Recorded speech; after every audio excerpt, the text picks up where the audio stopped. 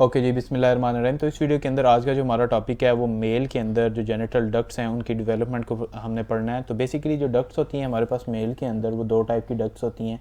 एक जो टाइप है वो हमारे पास पैरामीजोनेफ्रिक डक्ट्स हैं और जो दूसरी टाइप की डक्ट्स हैं जो कि प्रिमिटिव डक्ट्स होती हैं वो हमारे पास मीजोनेफ्रिक डक्ट्स होती हैं। जो पैरामीजोनेफ्रिक डक्ट हैं वो मेल के अंदर जो है ना वो यूजली रिग्रेस हो जाती हैं और उनकी कोई भी एडल्ट डेरिवेटिव जो है ना वो नहीं बनते।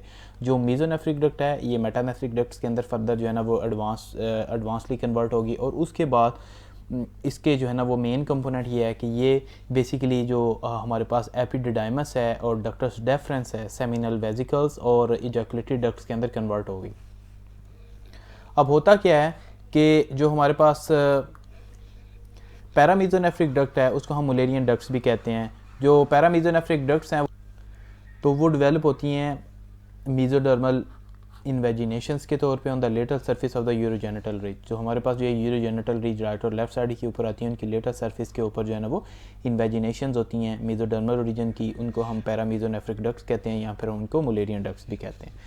इनका जो क्रेनियल पोर्शन है वो रन करता है parallel to the mesonephric duct. Mesonephric duct के वो पैरेलली प्रेजेंट होगा और जो कॉडल पोर्शन है वो फ्यूज़ होता है मिड लाइन पे और वो वहाँ जाके यूट्रोवेजाइनल प्राइमोडियम बनाता है। ये यूजुअली फीमेल के अंदर जो है ना वो प्रोग्रेस करता है और डिफरेंट जो यूट्राइन स्ट्रक्चर्स हैं उनके अंदर कन्वर्ट होगा।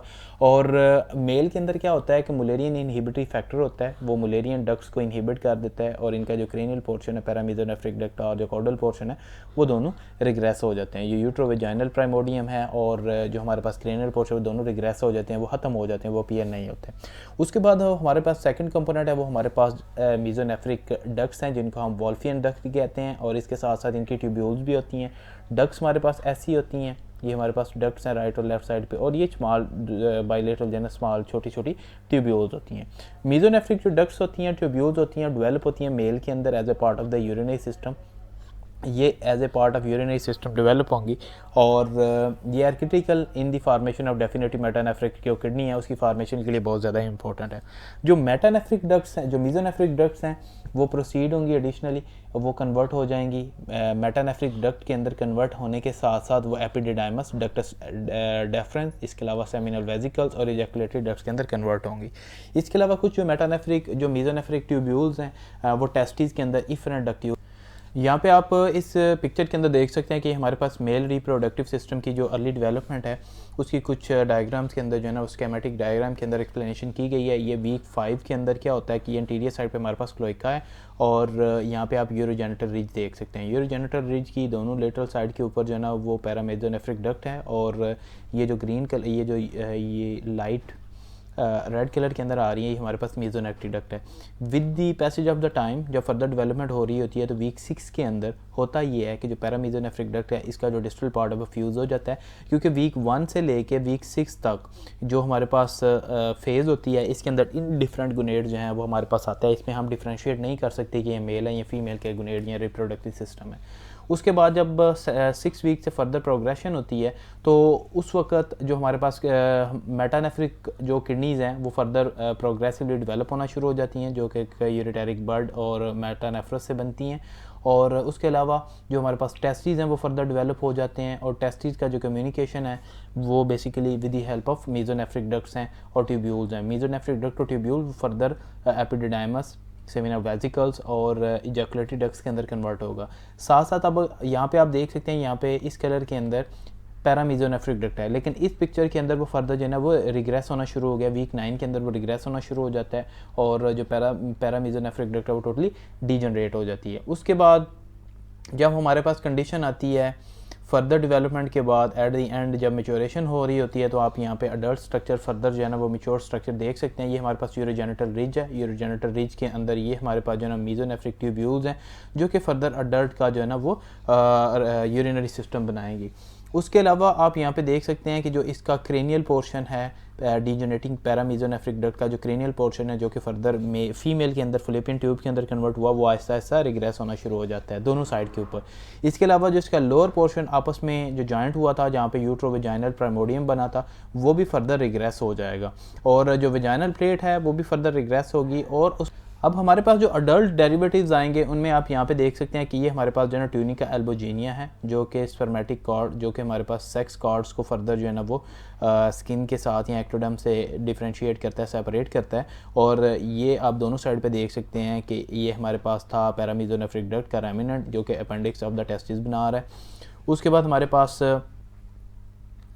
ये जो रेड कलर के अंदर आ रही थी, ये हमारे पास मीजोनेफ्रिक डक्ट थी। मीजोनेफ्रिक डक्ट जो है उसके जो कंपोनेंट या उसकी जो डेरिवेटिव्स बनेंगे उनमें इफेरेंट डक्टियोल्स आएंगी, और इफेरेंट डक्टियोल्स के बाद एपिडिडाइमस आएगा। उसके बाद डक्टस डेफरेंस बनेगी। डक्टर डेफरेंस जो है वो फर्दर सेमिनल वेजिकल के साथ अटैच होगी, और वो फर्दर जो है ना सेमिनल वेजिकल के बाद जो वाला जो हमारे पास पार्ट है वो फर्दर उसको हम इजैकुलेटरी डक्ट कहते हैं। इजैकुलेटरी डक्ट राइट और लेफ्ट दोनों साइड के ऊपर आके यूरेथ्रा के अंदर ओपन हो जाएंगी, और ये जो यूरोजेनिटल साइनस है ये फर्दर यूरिनरी मैच्योर।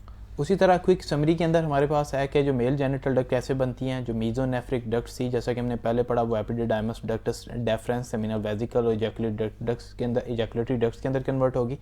और फ्यू जो reminders of the micro mesonephric जो ट्यूब्यूल्स थी वो efferent ductules of the testis के अंदर कन्वर्ट होगी। जो पैरामेजोनेफ्रिक डक्ट था उसका एक क्रेनियल पार्ट था, और एक जो है वो कॉर्डल पार्ट था जो कि यूट्रो वेजाइनल कैनाल के अंदर बना। वो फर्दर जो है वो रिग्रेस हो जाते हैं। जो वेस्टिजियल रेमिनेंट्स हैं मेल जेनिटल डक्ट्स के, वो हमारे पास अपेंडिक्स टेस्टिस आ सकते हैं, जिसमें पैरामीजोनेफ्रिक डक्ट्स का जो है ना वो रेमिनेंट है। इसके अलावा अपेंडिक्स एपिडिडाइमस आएगा जो कि मीजोनेफ्रिक डक्ट्स का रेमिनेंट होगा, और पैराडिडाइमस होगा जो कि मीजोनेफ्रिक ट्यूब्यूल्स का डेरिवेटिव। यहाँ पे आप एक स्केमेटिक डायग्राम देख सकते हैं, जिसमें हमारे पास ये जो फ्लावर कलर के अंदर आ रहे हैं ये हमारे पास ओरिजिन है, और ये फर्दर फुलेपियन ट्यूब में कन्वर्ट होगा फीमेल रिप्रोडक्टिव सिस्टम में। मेल के अंदर ये टोटली रिग्रेस हो जाएगा दोनों साइड के ऊपर। और जो हमारे पास मीजोनेफ्रिक डक्ट्स थी वो हमारे पास इनकॉर्पोरेट हो गई वो फर्दर कन्वर्ट हो जाएंगी मीजोनेफ्रस के अंदर। और उसके अलावा जो मीजोनेफ्रिक डक्ट्स हैं वो फर्दर यूरेटर के अंदर कन्वर्ट होंगी।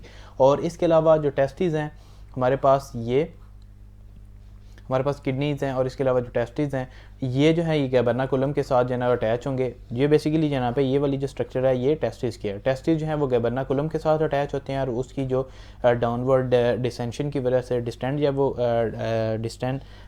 जब वो करेगा तो वो स्क्रोटम में चला जाएगा। लोअर वाली साइड पे हमारे पास जो यूरोजेनिटल साइनस था वो यूरिनरी ब्लैडर में कन्वर्ट होगा, और वेजाइनल प्लेट जो है ना वो टोटली रिग्रेस हो